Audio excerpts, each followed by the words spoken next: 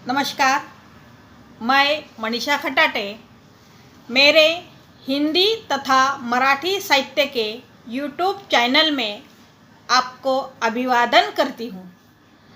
मेरे आयाम की कहानियाँ इस कहानी संग्रह की तथा वीडियो बुक की यह 16वीं कहानी है। कृपया इसे ध्यानपूर्वक सुने। तो सुनते हैं कहानी दुविधा। दुविधा।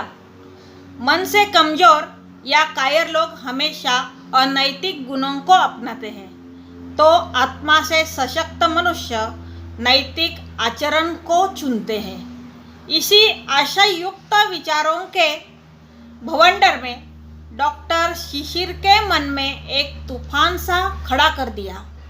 मन को विच्छिन्न कर देने के लिए आज एक घटना भी उसी तरह घट चुकी थी।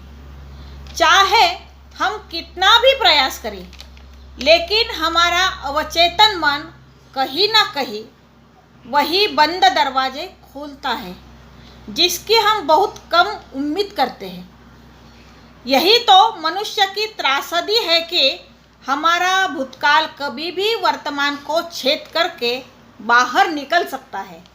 जीवन के जो भी आडंबर हमने हमारे ऊपर ओढ़ रखे हैं वो एक पल में बिखर जाते हैं।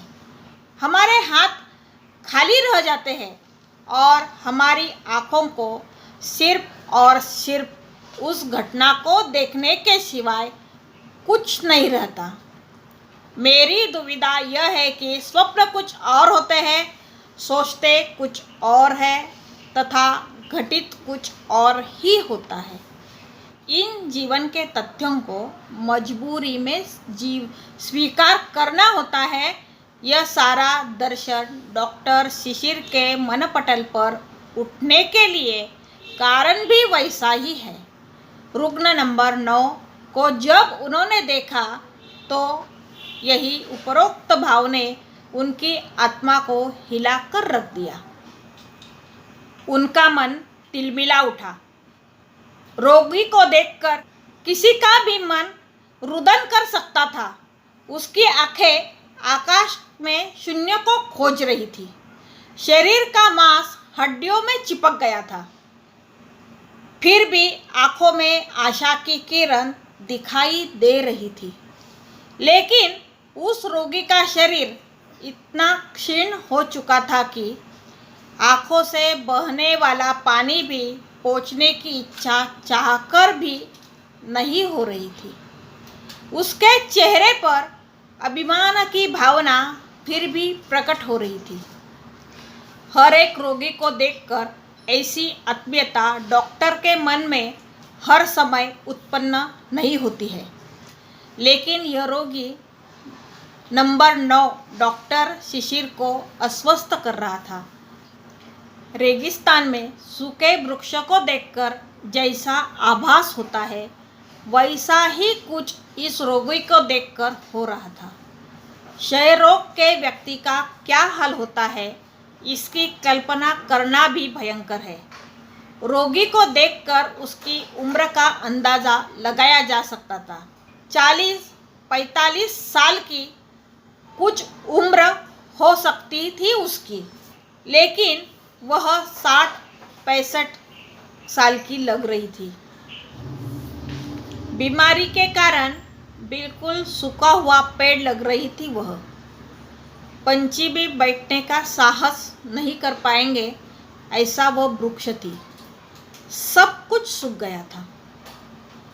उसकी आवाज़ भी जैसे गहरे कुएं से निकल रही थी ऐसा प्रतीत हो रहा था। उसके साथ उसका रक्षक तथा सेवक था। वह एक 70 साल का बूढ़ा आदमी था। वह काफ़ी सशक्त लग रहा था। उसकी अभिव्यक्ति से वह अपने मालकिन के प्रति ईमानदार दिखने की कोशिश कर रहा था। उसके मालकिन का नाम सुलोचना था। उसकी मालकिन की तरफ देखने के बाद कोई भी सामान्य व्यक्ति ये अनुभव लगा सकता था कि इस स्त्री ने बहुत बड़ा दुख अपने दिल में दफनाया हुआ है। डॉक्टर साहब की तरफ देखकर वह सेवक बोला कि साहब, हमारे मालकिन को ठीक कर दो। मैं आपके सामने हाथ जोड़ता हूँ, आपको विनती करता हूँ। आवाज़ में दुख, नज़रों में अनामिक डर, ये सारी भावनाएं एक ही समय उसके चेहरे पर व्यक्त हो रही थी। तुम्हारी मालकिन ठीक हो जाएगी, चिंता करने की कोई ज़रूरत नहीं है।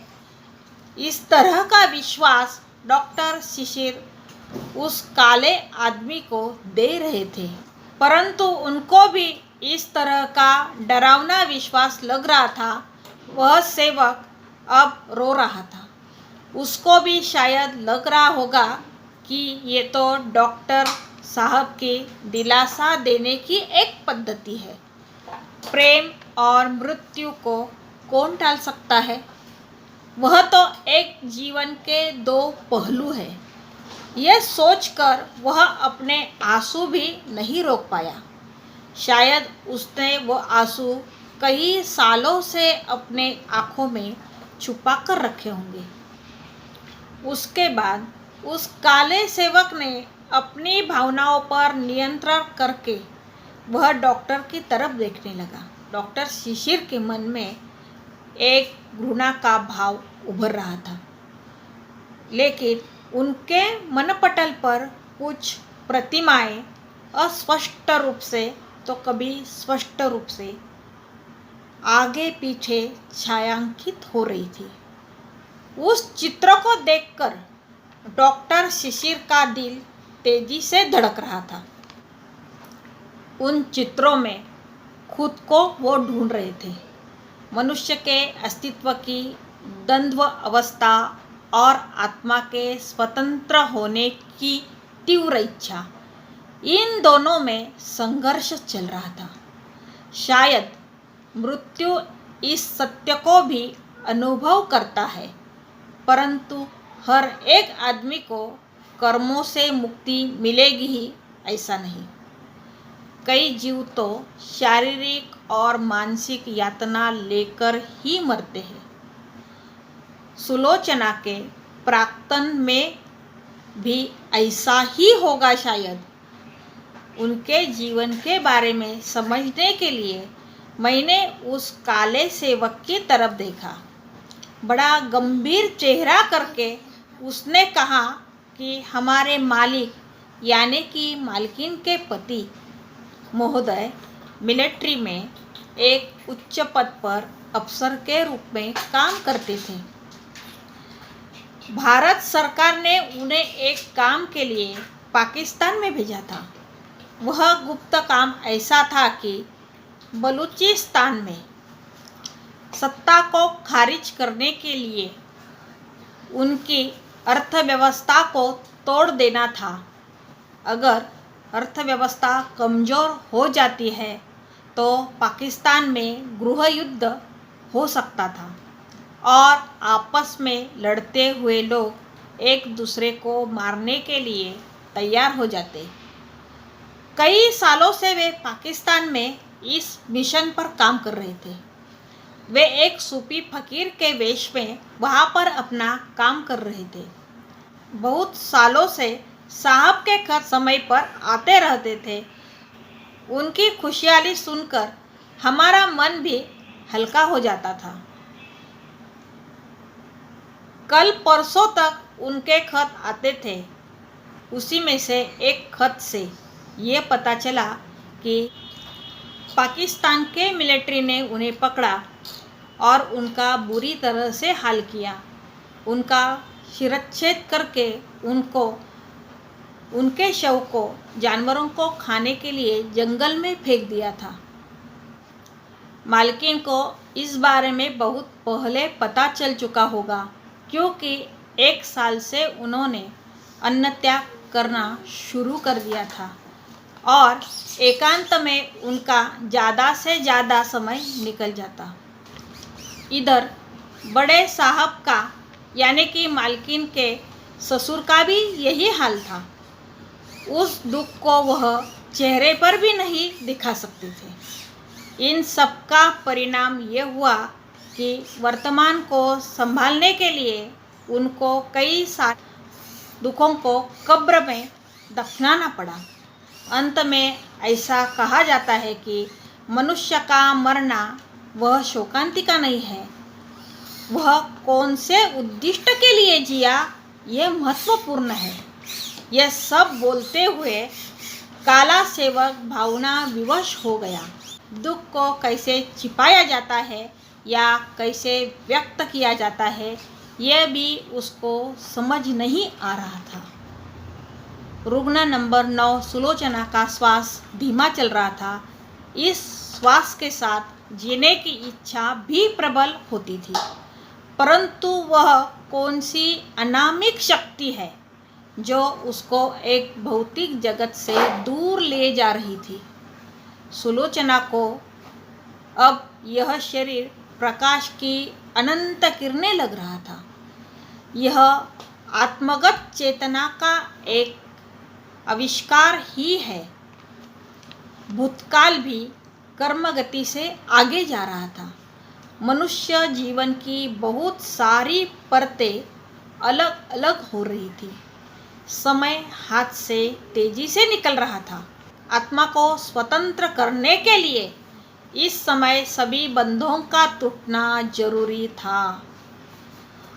आत्मचक्षु के सामने जीवन का एक एक पन्ना पढ़ के उनको वहाँ से फिर शून्य कर रही थी। कर्म फलों के धागों को नष्ट कर रही थी। इसी अवस्था में रहते ही मेरी आत्मा करुणा से तिलमिला गई।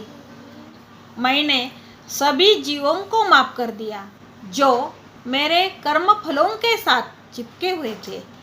मैं भी मुक्त हो गई और उनको भी मैंने मुक्त कर दिया। इस क्षण में मुझे बहुत हल्का सा लग रहा था। अब मैंने आखिरी श्वास भरने के लिए पूरी शक्ति इकट्ठा की, परंतु मुझे श्वास की गर्मी महसूस नहीं हो रही थी। शरीर तो पहले से ही निस्तब्ध था। मेरे आँखों के सामने प्रकाश ही प्रकाश दिखाई दे रहा था। सुलोचना को इस अंतिम समय में देखकर डॉक्टर शिशिर को दुख हुआ। उन्होंने अपने मन के स्मृति कोश में झांका। एक पुरानी याद वहाँ पर खड़ी थी। सुलोचना डॉक्टर शिशिर की राह देख रही थी। सुलोचना का विवाह हुआ था, फिर भी वह डॉक्टर शिशिर के साथ सारे बंध तोड़ के एक नए जीवन की शुरुआत करना चाहती थी। परंतु डॉक्टर शिशिर ने बड़े कठिन मन से अंधकार की तरफ जाने वाला निर्णय नहीं लिया। कुछ क्षणों में ही उनकी कुछ पुरानी यादें भी ताज़ा हो गई। कुछ प्रेम के प्रसंग ने उनका दिल दहला दिया। शायद ईश्वर ने प्रेम शब्द का उच्चारण किया तो प्रेम भी गुलाब के फूलों से और पूनम की चांद से धरती पर प्रकट होगा। परंतु कर्तव्य और कर्मों के नियमों के आगे हमेशा भावनाओं की बलि देनी पड़ती है, यह एक सत्य है। धीरे धीरे रुग्ण नंबर 9 की तरफ मैं आ रहा था। समय जैसे थम गया था। डॉक्टर शिशिर ने रोगी के आंखों पर हाथ रखा, तब रात के 11 बज चुके थे। धन्यवाद।